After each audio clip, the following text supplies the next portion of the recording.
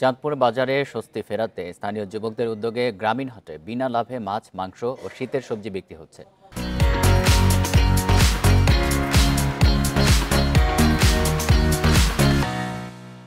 ভোর থেকে ফরিদগঞ্জের মান্দারতলী এলাকায় মান্দারতলী যুব কল্যাণ সংঘের উদ্যোগে এই বাজার চালু করা হয়।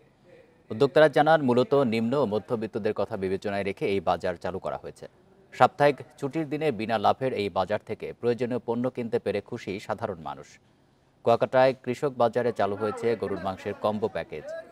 প্রেস ক্লাব সংলগ্ন বাজারে 200 গ্রাম গরুর মাংস, 3 পিস আলু, 3 পিস পেঁয়াজ ও 3 পিস কাঁচামরিচের দাম নির্ধারণ করা হয়েছে 200 টাকা।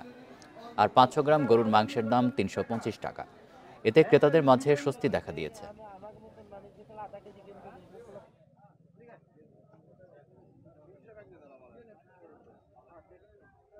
গরুর মাংস কিনছি কিন্তু কম দামে কিনতে পেরেছি। এই বাজারটা যদি চালু থাকে তাহলে মধ্য আয়ের মানুষের জন্য খুবই সুবিধা হয়। বেশ ভালোই, এবং অন্যান্য শাকসবজি তাজা আছে, বেশ ভালোই। এরকম এটা চালু থাকলে অবশ্যই ভালো। কম মূল্যের দ্রব্যের কারণে আমাদের আশেপাশে যে বাজারগুলো রয়েছে সেখানেও একটি ভালো প্রভাব পড়েছে। দ্রব্যমূল্যের দাম কমেছে, ক্রেতারা দরদাম করতে পারছে এবং ক্রেতারা বলছে যে এই পণ্য এত টাকা কম না রাখলে কিন্তু কৃষক বাজারে চলে যাব।